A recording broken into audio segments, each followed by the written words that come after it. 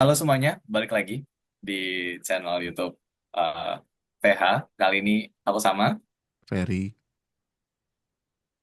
dan di video kali ini aku sebenarnya mau nanya aja, kenapa? Karena oh ya, by the way, buat teman-teman yang lagi menjalankan puasa, selamat menjalankan puasa.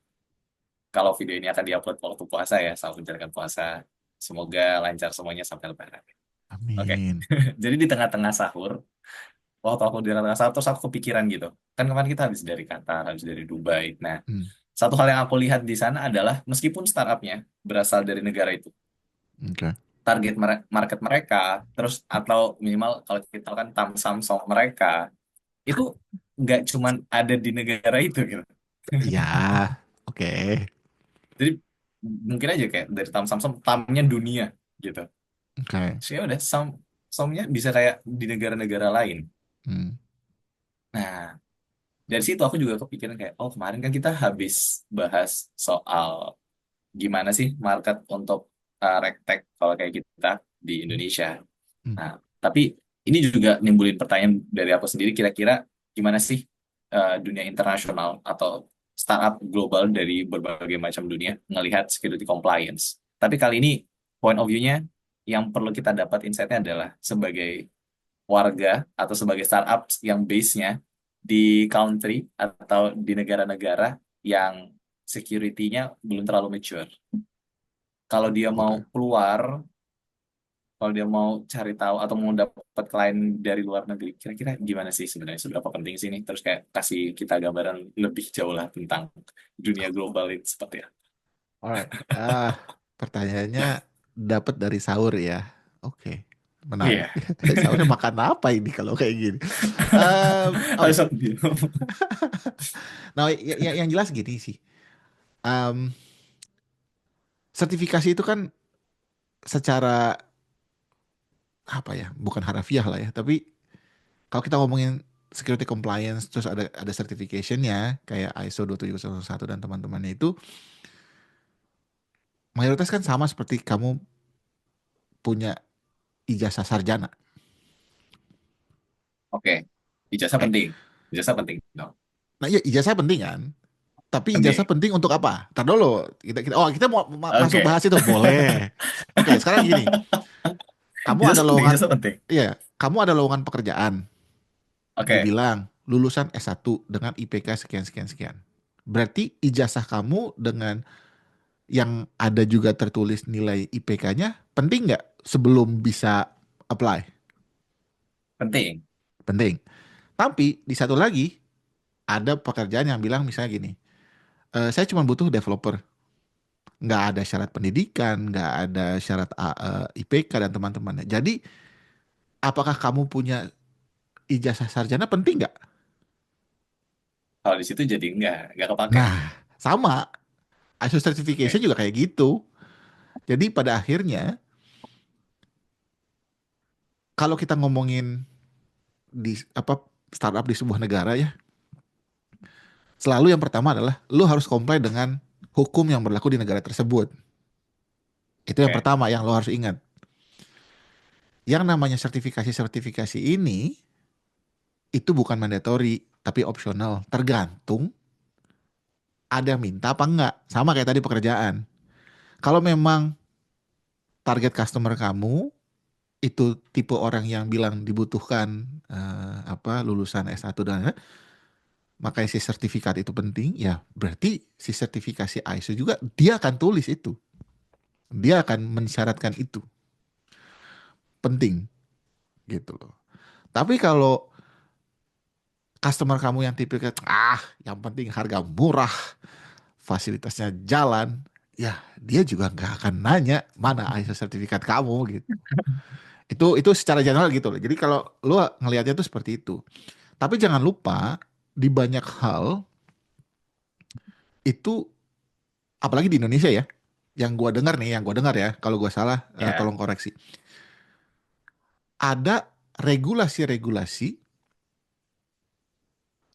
yang pada akhirnya berujung mensyaratkan orang punya ISO certification. Misalnya contoh, oke, ada yang gua dengar kalau sebuah company mau terkoneksi dengan sistem Dukcapil Oke. pakai API. Sebelum terkoneksi harus punya ISO-nya dulu. Ya, berarti kan si ISO-nya jadi wajib. Tapi Oh. bukan karena ISO-nya wajib, tapi karena ada regulasi yang mensyaratkan jadi itu wajib. Bahkan kalaupun itu bukan regulasi, kan dinas Dukcapilnya yang bilang, oh boleh kamu mau connect sama saya, tapi kamu harus punya ISO certification dulu. Nah, jadi yang bikin wajib tuh orang lain sebenarnya. Itu aja sih.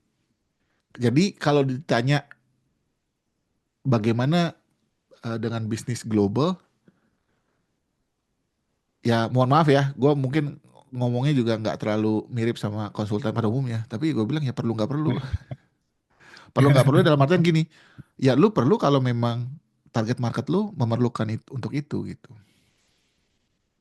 Karena banyak loh service-service yang nggak punya sertifikasi, tapi tetap aman, penggunanya banyak, aman-aman aja, santai-santai aja tuh. Itu tadi mau jadi pertanyaan lanjutan sih sebenarnya Oh, dari aku. oke. Iya Kak. Oke, Oke. kalau kayak gitu cara mainnya somehow, Hmm, gimana kalau tasnya, let's say ini low, anggap aku orang awam, hmm, aku nggak tahu itu. Terus kayak, oke, aku punya klien yang ada di Europe, berarti kan aku harus oke. comply dengan GDPR, Yes, regulasi yang ada di sana. Nah, eh kalau klien itu nggak nanya, aku punya atau enggak, berarti nggak perlu dong aku kasih tahu aku punya atau enggak. betul. Jadi somehow selama itu berjalan dengan baik-baik aja dan tidak diminta, sebenarnya nggak apa-apa. Bukan hal yang baik, ini bukan hal yang baik. Disclaimer dulu. Bukan hal yang baik. Tapi kalau dia nanya, baru kita aslinya, oke, kita akan comply dengan itu. Ya itu bisa aja. Nah, tinggal pertanyaannya adalah, lu merasa tidak apa-apa nggak kalau ada yang nanya terus baru, oh iya baru kepikiran ya. Udah boleh deh Pak, nanti 6 bulan lagi. Terus dia udah pindah ke yang lain. Udah, cuman itu masalah itu doang. Cuman masalah lu butuh salesnya hari ini apa 6 bulan lagi gitu. Oh. Berarti As secara simple nggak as langsung that. sebenarnya dengan kita comply dengan aturan yang ada di sana juga itu membantu sales kan. Iya, makanya security compliance, privacy compliance saat ini tuh bukan hanya masalah data protection, but kita istilahnya tuh sales enablement.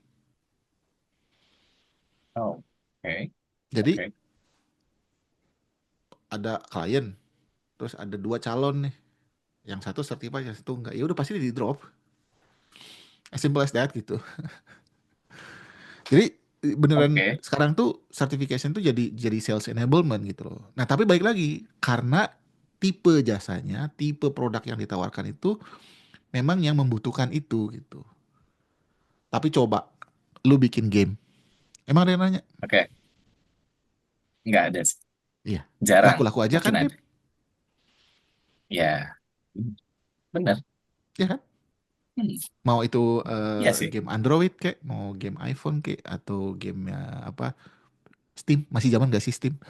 Masih, masih, masih, masih Masih, ada. masih, masih, masih. Masih ada. Oke. Masih, masih. Eh, kan nggak ditanya kan, ah gue mau download game ini nih, tapi gue cek dulu ada ISO kan nggak gitu mainnya.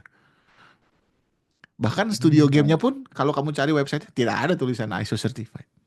Jadi semua itu akan tergantung dengan jasa dan produk yang kamu eh, berikan. Dari sisi certificationnya ya, ini biar nggak ya, kemana-mana. ya. Ini kalau kan kalau Ya, di podcast Indonesia supaya nggak justifikasi dipotong, dong. ya supaya nggak dipotong. Saya Klarifikasi dulu. kepotong. Ini Oke. kalau gua ngomongin certificationnya, Oke. right? Tapi kalau oh gue nggak butuh certificationnya, tapi gue pengen tetap aman data-data gue, data-data customer gue pakai rujukan apa ya? Tetap boleh kok pakai rujukan ISO. Nah, ini juga Oh. kesalahpahaman yang sering banget gue temuin dan gak hanya di Indonesia, di sini pun salah banyak yang begitu. Orang mikir, oh gue akan comply dengan ISO 27001 karena gue butuh certificationnya. Kalau lu nggak butuh juga lu bisa. Lu tinggal beli dokumennya, terus baca gitu loh. Oh, kalau mau melakukan ini apa sih yang harus ada? Elemen apa sih yang harus gue lakuin? Kan bisa. Jadi orang comply dengan sesuatu itu belum tentu harus end up Certified. punya sertifikasi. Nggak usah Oh, jauh-jauh, kita gini aja deh. ya, gimana? Pernah ikut Udemy nggak? Ya, pakai, pakai, pakai. Oke? Ikut Udemy, ikut. Ah, suka ada kan? Oh, kamu boleh ambil course-nya gratis. Tapi kalau ujungnya kamu mau dapat sertifikasi, kamu Harus harus bayar. bayar supaya kamu juga bisa ngerjain tugas-tugasnya dan ujungnya ada sertifikasi. Sama kan? Oh, iya, ya, Tapi benar, kan benar, semua benar. Kayaknya orang, ada baik beberapa baik yang course. nggak bayar maupun yang bayar, bisa punya akses ke modul yang sama kan? Iya, iya, Nah, iya. sama, prinsipnya Oh, sama kayak gitu. Jadi kamu mau comply dengan ISO, silahkan. Nggak ada yang nyuruh kamu sertifikasi. Kamu tinggal beli dokumennya. Sok tuh, bisa. Tinggal beli dokumennya. Jadi, gue selalu bilang, comply itu nggak sama dengan certification. Cuman hmm. kenapa ujungnya sekarang kebanyakan orang ngomongin certification itu karena, oke, jadi buktinya kamu comply itu apa? Nah, orang kan cuma nanya Oh, buktinya, terakhirnya. Ya, ya, that piece of paper lah. Sama kayak di Udemy ya, kan. Kamu ikut misalnya, ini kursus misalnya. Sorry kursus. Training. ya, Eh, training. how to be hacker. Certified ethical hacker. Oke. Ya, kan orang kan bertanya, buktinya mana? Ya, Yang paling umum kan, benar. oh ini sertifikasi CEH-nya. Ya. Kalau yang mau hardcore kan, ya udah saya hack komputer kamu sekarang gitu kan. Gak gitu caranya. Iya Gak iya, gitu. tapi maksudnya intinya kan gitu kan. Lu bilang gua udah ikut training ini. Orang akan nanya, buktinya mana? Lu sudah lulus gitu. Itu aja sebenarnya. Sertifikasi itu. Buktinya mana?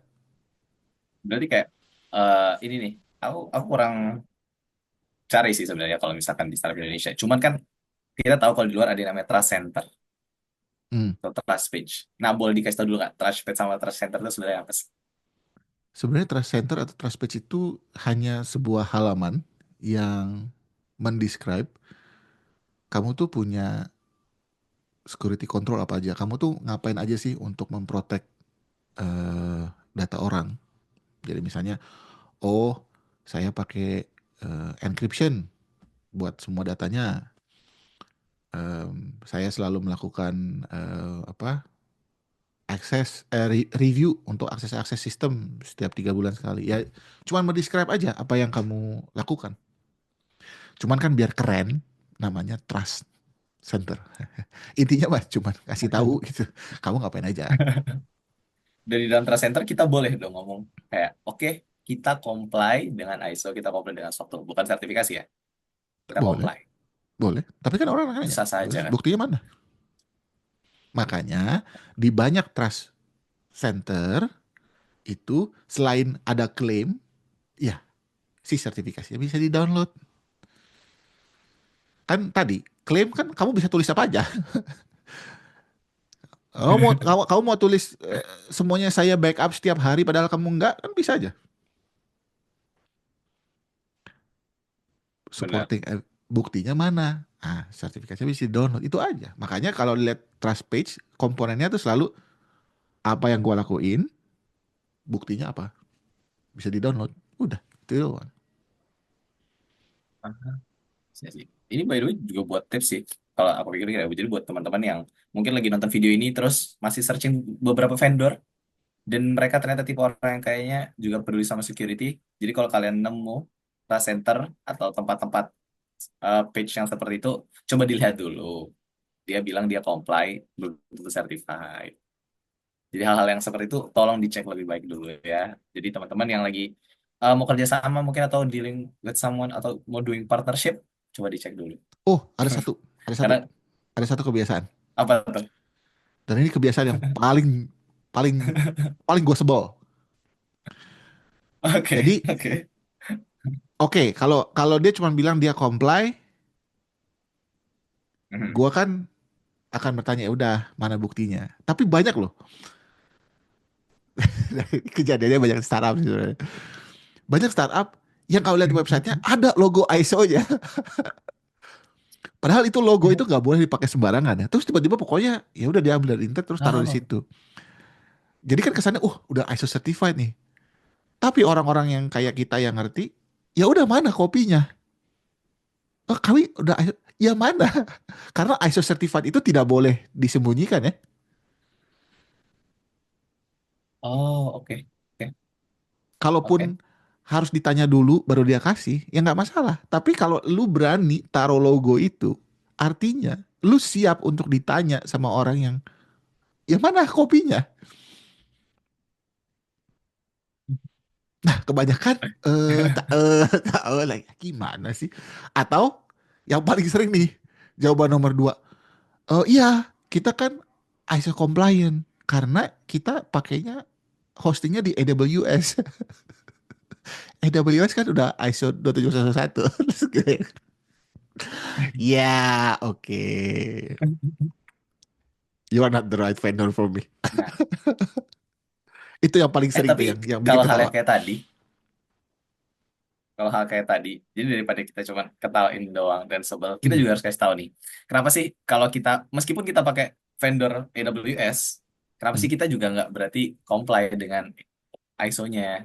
Kenapa kayak gitu? Kan kita pakainya dia. Karena yang comply itu kan infrastrukturnya. Kita kan misalnya Eh, kita bikin aplikasi di host di AWS, mhm, right? mhm. Di atas infrastruktur, coding aplikasinya, nyimpen datanya, itu kan tanggung jawab kita. AWS nggak tanggung jawab apa-apa. Terus yang ngumpulin data dari orang, upload, terus kita proses, bahkan kita delete-delete langsung di database. Itu kan kerjaan kita, bukan kerjanya AWS. Udah deh kita ngaku-ngaku aja deh berapa banyak startup yang, oh ada ini, udah langsung aja akses database-nya, ganti datanya. Banyak bos, itu kita yang ngerjain. Jadi kita dulu yang harus comply. AWS kan nggak ngapa-ngapain. AWS bilang, ya udah ini sampai sih. Makanya istilah istilah kerennya itu shared responsibility model. Jadi kalau seluruh stack Oh, itu ya udah sampai oke. sini responsibility AWS, yang ke atas ya responsibility kita. Sama aja kayak tadi contoh yang payroll company. Ya dia bisa pakai HR system yang paling bagus gitu, tapi kalau dia kirim dokumen penting lewat WhatsApp, ya yang salah kan payroll company-nya, bukan HR systemnya. Jadi semua itu modelnya adalah shared responsibility. Gitu. Jadi nggak bisa lu klaim, oh gua ISO compliant karena vendor gua ISO compliant. Nggak gitu mainnya. Itu juga jadi notes ya. Jadi buat teman-teman jangan ngelakuin hal yang seperti itu atau sebisa mungkin di prevent hal-hal yang kayak gitu. Jangan sampai merasa compliant karena kita pakai beberapa vendor yang compliant. Karena yang compliant itu vendornya, yang sertifikat itu vendornya bukan kita. Betul. Tuh. Sebenarnya agak lucu sih, karena Hmm. entah kenapa juga setelah aku lihat-lihat, ya kadang emang beberapa orang mikirnya bakal kayak gitu. Atau mungkin kayak, oh ya, yang tadi by the way yang HR payroll itu kalau teman-teman belum tahu konteksnya itu ada di video yang lain, di video yang lain yang berbahasa Inggris. Jadi teman-teman bisa cari aja videonya yang mana. Too many videos Jadi today. jadi kita tag beberapa video, nanti cari aja yang kita bahas soal salah satu HR payroll yang ngebahas soal itu. Nah, yang menurutku agak unik adalah karena kayak sepertinya ya di Indonesia sendiri kayaknya yang paham soal itu tuh nggak banyak dan kebanyakan cuman kayak oke deh kayaknya kita ada budget lebih, ayo kita certified ISO. Itu juga boleh nggak sih sebenarnya? Fine-fine aja Gimana kan? gimana? Gimana gimana diulang? Kayak gitu kan? Ya. Jadi ada beberapa company yang aku rasa kayak oke dia dapat investor banyak mungkin atau mungkin ada Oke. sisa budget yang dia pakai. Oke. Terus kayak ini kita masih ada surplus banyak nih. Gimana kalau kita ISO certified? Kayaknya gue nggak pernah Jadi dengar kayak ISO itu. jadi sama kadang kayak kayak kalau untuk enterprise aku rasa kayak iya iya benar sih mereka cukup besar terus Kadang aku rasa nggak terlalu butuh, terus kayak, oh, ya mungkin Enggak sih sih. butuh. Cuman kayak, Kayaknya gue nggak pernah dengar itu deh. Biasanya justru orang tuh dipaksa untuk punya ISO oke. certification terus cari yang semurah-murahnya. Jadi kayak kalau kelebihan duit kayaknya mendingan dipakai buat tim party gak sih? Nggak ada ya yang proaktif untuk kayak, ini kan Gue lagi duit banyak. kebanyakan nggak ada sih. Justru biasanya Nggak ada karena ya. disuruh, diwajibkan. Baik itu diwajibkan oleh calon klien atau klien. Ya pokoknya pasti karena disuruh sih. Kayak yang kalaupun orang bilang, oh we proactively gini, karena dia tahu dia bakal disuruh. Tapi kayak yang tiba-tiba, oh saya mau ISO, kayak karena duit kebanyakan, kayaknya nggak ada deh. Nggak ada. Oh, balik lagi ke awal. Berarti untuk startup startup yang kayak sekarang, harusnya karena mereka udah nonton video-video ini, harusnya mereka proaktif dong. Jadi buat Hopefully, teman-teman, hopefully. buat teman-teman startup founders atau orang yang bergerak di bidang tech atau lagi nyari-nyari atau planning untuk, oke, kayaknya sih pengen punya klien di luar. Nah, ya mulai bisa lah coba cari-cari apa sih sertifikasi ISO, apa sih SOC 2 dan lain-lain. Dan salah satu cara kalian buat nyari itu juga dengan nonton video-video yang kita bikin sekarang.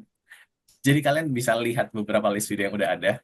Kalian cek aja satu-satu kira-kira ada nggak sih pertanyaan yang bisa menjawab rasa penasaran kalian. Dan kalau nggak ada, kalian bisa tanya di komen di bawah. Hmm, Nanti kalau misalkan kita nemu beberapa pertanyaan yang kayak, oh iya oke nih untuk kita jawab, atau ini belum pernah kita jawab nih sebelumnya. kita bahas Dan lagi. tanya apa aja.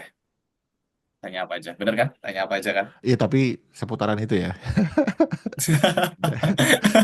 Jangan topiknya ke yang lain. Oh ya, kita nggak bahas politik. Ya, Jadi kita cuma bahas soal security compliance. Kalau ada pertanyaan, langsung tanya aja di bawah. Kayaknya itu aja dari aku. Udah cukup lumayan menjawab dan ada beberapa follow up pertanyaan juga ya kan. Baru ngerti ternyata. Ada beberapa tips juga kalau misalkan teman-teman benar-benar mendengarkan dan memahami ini tanpa sepotong-sepotong, ada beberapa tips dan trik yang bisa dilakukan kalau kalian mau dealing with someone, bikin partnership atau mungkin ngelakuin vendor assessment. Ada beberapa caranya tadi secara tersirat yang disampaikan. Atau kalau kalian mulai berpikir, sepertinya aku akan sertifikasi ISO. Tadi juga ada salah satu tips kira-kira kapan kalian butuhnya atau mau proactively juga nggak apa-apa. oh mungkin satu tambahan. Oke, satu tambahan. Terutama tadi buat yang vendor assessment. Jadi saat ini untuk mengurangi tingkat penyalahgunaan logo ISO, Oke. ISO secara organisasi itu eh, kayak ngepres yang di bawah-bawahnya untuk melakukan beberapa hal. Yang pertama, jadi yang logo apa gray color terus ada biru-birunya terus ISO Iya, itu ISO. sebenarnya sudah tidak boleh lagi dipakai. Oh, Itu sudah oke. tidak boleh dipakai. Itu benar-benar hanya untuk ISO as an organization. Jadi Oke. setiap certification body itu disuruh bikin logonya sendiri. Itu pertama. Oh, Jadi oke, kalau oke. masih lihat itu, Oke. tanda tanya ya. Jadi setiap Oke. itu tuh harusnya dia pakai logo si pemberi sertifikatnya. Jadi kalau misalnya kamu di certified oleh BSI, BSI itu ada logonya sendiri. Kamu di certified oleh TÜV Sud, dia punya logonya sendiri. Tapi kalau yang benar-benar masih ISO gitu doang, itu udah nggak boleh dipakai. Itu tips nomor satu. Yang kedua, biasanya di logo itu ataupun di bawahnya itu selalu ada dua pilihan. Kalau logonya diklik, itu harus bisa ngeluarin sertifikatnya atau at least membawa lu ke Tidak ya. Oke. situs si website si pemberi sertifikatnya. Nah, nanti kan terus kamu di bagian bawahnya si logo itu biasanya dicantumin tuh nomor sertifikatnya. Nah, kamu copy aja itu nomor sertifikatnya di database itu untuk ngecek. Jadi dua hal ini sih yang saat ini coba dipakai oleh ISO as an organization worldwide untuk mengurangi penyalahgunaan tadi. Jadi diingat teman-teman, itu salah satu cara untuk menghindari orang-orang yang seperti itu, yang menyalahgunakan logo. Tapi jangan sampai juga kita menjadi orang yang menyalahgunakan logo. Habis seperti itu. Tep. Jadi balik lagi buat teman-teman yang punya pertanyaan bisa langsung tanya di komen di bawah. Kita akan berusaha jawab sebisa kita, sepemahaman kita, sepengalaman kita. Kita sama dengan Pak Ferry, Pak saya. Karena saya hostnya saja. Oke. Nanti Sekian. kalau kalau misalnya ada yang mau ikutan ngobrol, kenapa enggak? Oh ya, boleh banget. Jadi buat teman-teman yang mungkin punya pengalaman lain atau punya point of view lain, kalau dari kita mungkin uh, point of view-nya gini-gini aja mungkin ya, atau mungkin pengalamannya sangat berbeda. Siapa tahu mendapatkan assessment vendor yang atau kayak ngeliat logo yang ISO-nya beda banget. Nggak, Boleh atau banget, boleh misalnya banget. ya Eh, atau misalnya dia pengen nanya tapi pengen nanya langsung gitu, nggak mau lewat apa pertanyaan terus ditanyain sama Sena. Ya nggak apa-apa. Ayo kita kita record nggak apa-apa bareng-bareng. banget. Nggak apa-apa. Iya, nggak apa-apa banget. Kita akan jadwalin. Jadi buat teman-teman, mumpung kita masih, kalau sekarang kan kita masih mulai ya, masih mulai dan belum terlalu banyak nih. Jadi besar banget kesempatan buat langsung datang dan ngobrol langsung. Nanti kalau udah rame, susah. I think that's all for today's video. Thank you, everyone, Alright, and I'll see see you you on the guys. next video.